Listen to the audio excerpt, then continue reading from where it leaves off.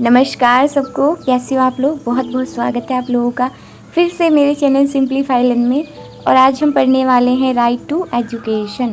Article 21 के ए part में इसको रखा गया है। जैसा कि हम जानते हैं कि आर्टिकल 21 सबसे ज़्यादा इंपॉर्टेंट राइट्स में से एक है।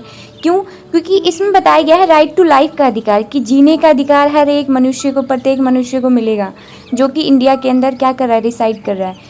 तो जब ये आर्टिकल 21 था, तो उसी में ए पार्ट करके जो है वो राइट टू एजुकेशन आर्टिकल को लाया गया। कब लाया गया, कैसे लाया गया, आगे बात करेंगे।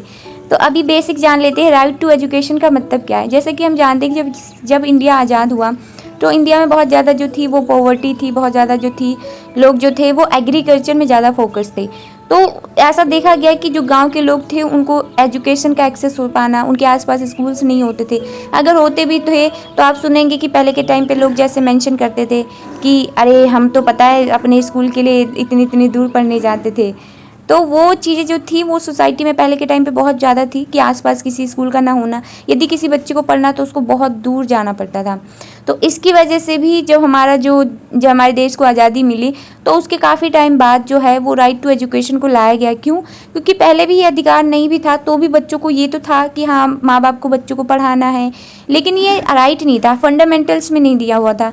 जब हम किसी भी राइट को, किसी भी अधिकार को फंडामेंटल राइट से कनेक्ट करते हैं, तो वो बहुत ज़्यादा इंपॉर्टेंट हो जाते हैं। इट मीन्स कि अगर किसी बच्चे को 6 से लेकर 14 एज तक अगर फंडामेंटल राइट्स नहीं मिले, तो सुप्रीम कोर्ट तक में अपील कर सकता है।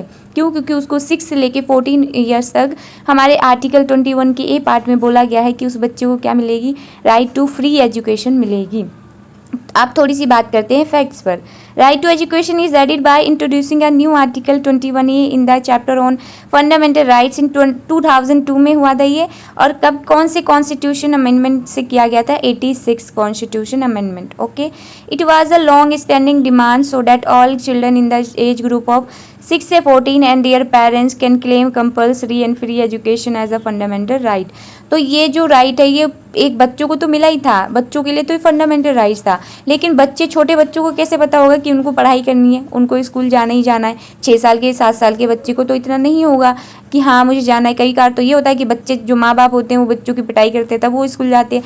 तो ये बच्चों के लिए क्या रख दी गई, फंडामेंटल ड्यूटी रख दी कि बच्चों का तो ये अधिकार है, उनके पेरेंट्स के लिए फंडामेंटल ड्यूटी है कि उनको जो है अपने बच्चों को कंपलसरी एजुकेशन और फ्री एजुकेशन का जो बेनिफिट है उसको प्रोवाइड करवाना है। It was a major step forward in making country free from illiteracy. और भारत के अंदर जो थी साक्षरता दर नहीं थी, आज साक्षरता बहुत ज़्यादा फैली हुई थी। लोग जो थे वो पढ़े लिखे नहीं थे, लिटरेट नहीं थे, उनको पता नहीं था कि आसपास क्या हो रहा है, पॉलिटिक्स में क्या हो रहा है। किसी ने कुछ बोला तो हाँ ठीक है जी, यही है सही। तो इस सारी जो थी, ये जो समाज के अंदर ये जो चीज़ें चल रही थी, इन सारी चीज़ों को हटा के, और गांव के लेवल पे भी, कि अर्बन एरियाज़ में तो मिल जाती, सिटी में तो एजुकेशन अवेलेबल है, लेकिन गांव में भी हम कैसे बच्चों को एक अच्छी एजुकेशन प्रोवाइड कराएं, उनको कैसा एक बेटर इन्वायरमेंट दे, ताकि उन लोगों के अंदर जो टैलेंट है वो क्या कर सके, फ्लॉरिश कर सके। तो अगर हम बात करें कि आरटीआई एक्ट जो है वो एक्चुअल में प्रोवाइड क्या कराता है, तो इसमें बताया गया है कि right of children to free and compulsory education till completion of elementary schools, यानी कि आसपास के एरिया में उनकी जो एलिमेंट्री क्लासेस होंगी, यानी कि आप मान सकते हैं कि 8th क्लास तक की जो क्लासेस होंगी उसमें बच्चों को फ्री एजुकेशन मिलेगी। इट मीन्स उसमें क्या क्या चीज़ें इंक्लूडेड होंगी, उसमें जो होंगे उनकी स्कूल की जो भी ड्रेस वगैरह होती है वो उनको मिलेगी, उनके शूज़, उनके बैग्स, उनकी कॉपी किताब का खर्चा, और स्कूल में मिड डे मील मिलेगा। तो यानी और साल में भी कुछ पैसे आएंगे जो कि बच्चों की फर्दर जो नीड्स होंगी उसको जो है फुलफिल कर सकेंगे। तो ये पहले में बताया गया। उसके बाद कुछ जो है वो और जो है इसमें और मतलब प्रोविजंस किए गए, ठीक है। और क्या चीज़ें प्रोहिबिट की गई है, क्या किन चीज़ों को पूरी तरह से सख्त मना किया गया, वो है physical and punishment and mental harassment नहीं होनी चाहिए, ठीक है। कोई भी स्क्रीनिंग प्रोसीजर नहीं होना चाहिए, ठीक है। Children admission of a children, capitation fee नहीं होनी चाहिए, एडमिशन करने की फ़ी नहीं होनी चाहिए। प्राइवेट ट्यूशन बाय टीचर्स, जो टीचर्स होंगी स्कूल की वो कोई भी प्राइवेट ट्यूशन देने की फ़ीस नहीं लेंगी। Running of schools without recognition, और जो भी स्कूल जो है वो रन कर रहा है कि मतलब उसको सरकार के द्वारा कोई मान्यता नहीं मिल रही फिर भी वो चला रहा है, तो इन सारी चीज़ों को प्रोहिबिट किया गया है, ठीक है। क्योंकि ऐसे टाइप के स्कूल जो होंगे वो बच्चों को ये सारी फैसिलिटीज़ प्रोवाइड नहीं कराएंगे। तो अगर नेक्स्ट हम देखें तो इसमें बताया गया है कि it provides for development of curriculum in consonance with values ensured in the constitution. Constitution में हमारी जो भी वैल्यूज़ बताई गई हैं, इंडिया में हर एक बच्चा चाहे वो गरीब है चाहे अमीर, उसको वो सारी वैल्यूज़ प्रोवाइड करना, उसको एक रिस्पेक्ट प्रोवाइड करना सोसाइटी के अंदर। ऐसा नहीं होना चाहिए कि हर एक बच्चा जो होगा वो एक समरूप होना चाहिए समाज में, जो है कि चाहे कोई अमीर है चाहे गरीब है। एक स्कूल में ड्रेस कोड होने का मतलब ये होता है कि हर एक बच्चे को जो है वो इक्वल राइट है, हर एक बच्चा जो है वो कानून की नज़र में इक्वल है, ठीक है। एंड उसके बाद में which would ensure that the all round development of the child, कि बच्चों की हर तरीके की डेवलपमेंट हो। आप देखेंगे कि बच्चों को स्कूल में कुछ जो थी वो कुछ टाइम पहले ही जो था वो इनिशिएटिव लिया गया था दिल्ली गवर्नमेंट स्कूल्स में, कि उनको जो है वो थोड़ा जैसे कि मिल्क वगैरह प्रोवाइड कराया जाएगा। क्यों? ताकि उनकी सेल्फ डिफेंस की क्लासेस के बाद वो जो है वो बहुत ज़्यादा लेथार्जिक फील ना करे। तो इसके बाद मतलब बहुत सारी इनिशिएटिव गवर्नमेंट ले रही है, थोड़े थोड़े स्टेप्स ले रही है। मे बी इन चीज़ों में टाइम लगेगा, बट हाँ हम ये बोल सकते हैं कि अब अवेयरनेस बहुत ज़्यादा हो गई है।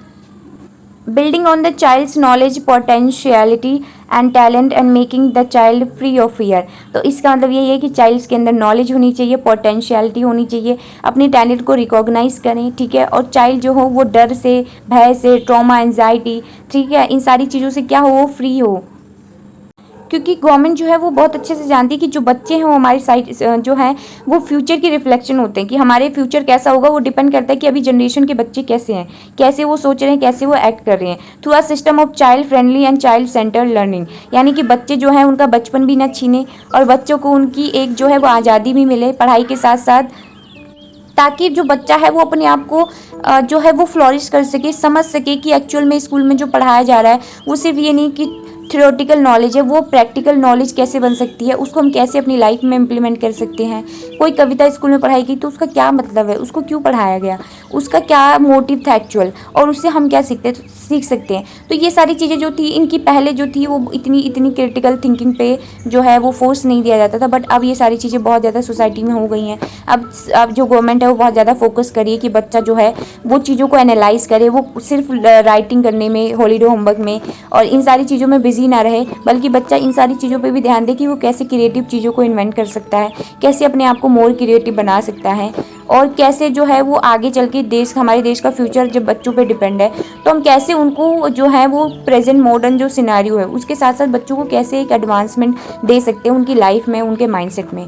तो यही था राइट टू एजुकेशन के बारे में। इसमें और भी बहुत सारे पॉइंट्स हो सकते हैं, बहुत लंबी वीडियो भी बन सकती है, बट अभी थोड़ा सा एक्सप्लेन किया है कि जस्ट कि ऐसे हो जाए कि थोड़ा बहुत समझ में आ जाए कि एक्चुअल में राइट है क्या। उसके बाद पूरी अगर डिटेल में वीडियो चाहिए तो लाइक करें वीडियो को, सब्सक्राइब करें मेरे चैनल सिंपलीफाई लर्न को, और कमेंट्स करें अगर वीडियो अच्छी लगी हो, कुछ अगर ठीक करना है, करेक्शन करनी है तो बता सकते हैं। इसी के साथ जय हिंद, सब लोग अपना ध्यान रखें और आसपास अपने लोगों को मोटिवेट करें ताकि वो पढ़ाई करें और अपना कंट्रीब्यूशन दें हमारी कंट्री, प्यारी सी कंट्री इंडिया के लिए।